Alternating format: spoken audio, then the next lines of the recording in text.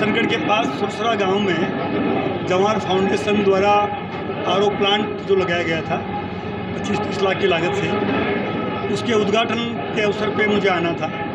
दूसरा, ऊंटड़ा में एक सामूहिक निकाह का कार्यक्रम था और तेजाजी के मंदिर में दर्शन करने थे। उसके बाद मैं यहाँ आकर अभी बांसेली जाऊँगा, पंचायत भवन का उद्घाटन है। और बीच में नौरत गुजर जी ने सभी कांग्रेस परिवार के लोगों का एक मिलन रख लिया। अभी जो नव संकल्प शिविर उदयपुर में हुआ और कांग्रेस पार्टी ने जो फैसले किए, वो फैसले इतने बेहतरीन हैं जो आपके पास अखबारों में चैनल पे आ भी गए। अब पार्टी नई ऊर्जा के साथ, नए संकल्प के साथ पूरे देश में पदयात्राएं करेगी। कश्मीर से कन्याकुमारी 2 अक्टूबर से पदयात्रा प्रारंभ होगी। हर जिले में 75 किलोमीटर पदयात्राएं चलेंगी। और राहुल गांधी जी ने चिंतन शिविर में कहा था कि अब समय आ गया है हर कांग्रेस जन को जनता से कनेक्ट हो। उन्होंने खुद ने स्वीकार किया कि हमें कुछ जनता से जो डिस्कनेक्ट हुआ है बीच में, तो अब हमें वापस कनेक्ट होना पड़ेगा।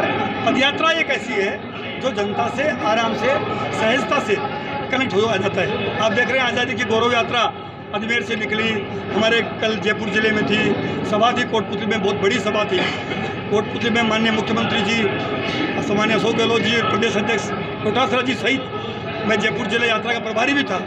बहुत शानदार सभा हुई और कांग्रेस का कार्यकर्ता अब पूरी तरह से एकजुट होकर पूरी नई ऊर्जा के साथ, क्योंकि हमारे प्रदेश के मुख्यमंत्री जी ने इतने फैसले जनता के हित में किए हैं कि पूरे देश में किसी सरकार ने नहीं किए। 10 लाख का जो बीमा है वो ऐतिहासिक फैसला है, बल्कि क्रांतिकारी फैसला है। आम जन को चिकित्सा, यानी वो उनका नारा था मुख्यमंत्री जी का, निरोगी राजस्थान, वो पूरी तरह साकार हो जाएगा। 5 लाख का उसमें दुर्घटना बीमा शामिल है। ओल्ड पेंशन स्कीम की जो बहाली, हिंदुस्तान में राजस्थान पहला राज्य है, यानी लीडिंग राज्य है जिन्होंने ये पहल की है। उसके बाद में कांग्रेस की सरकार छत्तीसगढ़ में है, वहाँ के मुख्यमंत्री जी ने भी वो फैसला लागू कर दिया है। यानी उस एंगल से अगर देखो तो पूरे हिंदुस्तान में कांग्रेस की सरकारों ने ही वापस कर्मचारी हित का फैसला, ओल्ड पेंशन स्कीम बहाल किया है। बाकी जहाँ जहाँ बीजेपी की सरकारें हैं और केंद्र में बीजेपी की सरकार है, मोदी जी की सरकार है, उनसे हम बार बार ये मांग करते हैं कि आप भी ओल्ड पेंशन स्कीम, क्योंकि पेंशन ही एक ऐसी चीज़ है जिससे कर्मचारी अपने आप की सुरक्षा महसूस करता है। बुढ़ापे की जो लाठी है वो पेंशन ही है। मैं कर्मचारी नेता रहा हूँ, इसलिए इस पीड़ा को, कर्मचारी की पीड़ा को मुझसे ज़्यादा कौन जान सकता है। और हमारे मुख्यमंत्री जी ने बिना कोई आंदोलन किए, बिना कोई इसको बहुत ज़्यादा मतलब ऐसा कोई आंदोलन, धरने, प्रदर्शन के बिना, वो ये जान रहे थे कि कर्मचारी की सुरक्षा का जो कवच है वो सरकारें हैं, और उन्होंने ये फैसला लागू किया। पेंशन का फैसला पिछले कार्यकाल में हो गया, अब इसको बढ़ा दिया गया है। 50 यूनिट तक किसान का बिल, यानी ये मान के चलो कि राजस्थान के किसानों का बिल बिल्कुल जीरो हो गया है। कृषि का बजट अलग से पेश कर दिया गया है।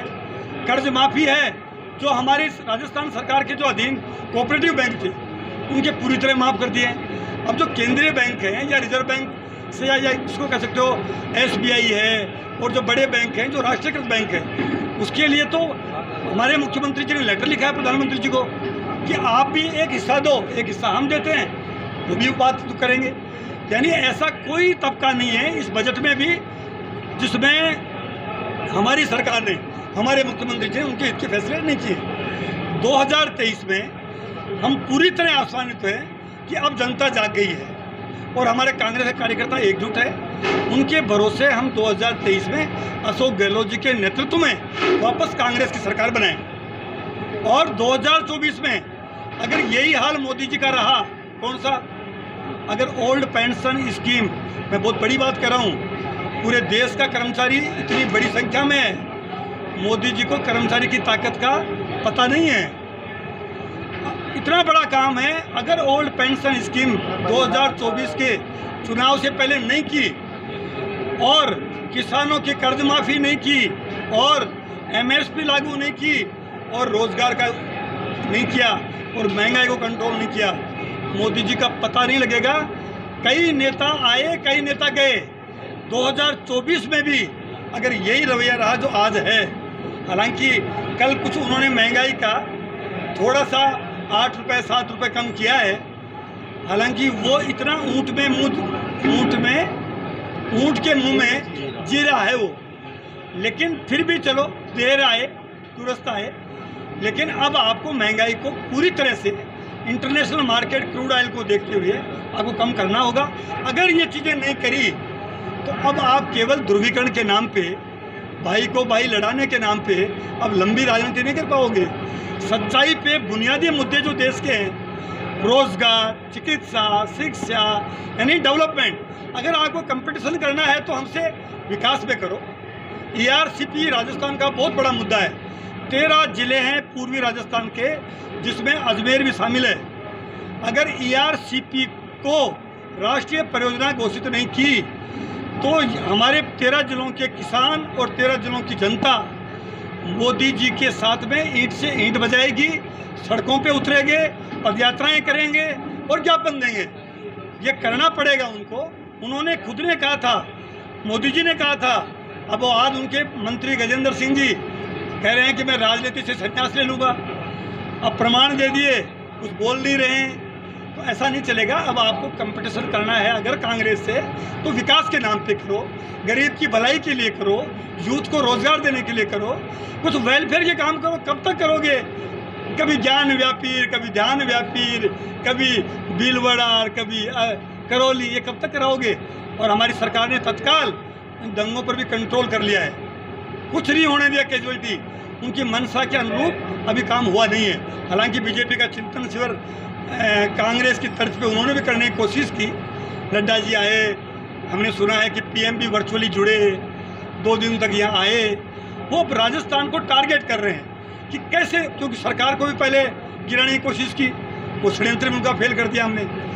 मेरे ऊपर भी इनकम टैक्स की रेड हुई, मैंने डरा न झुका।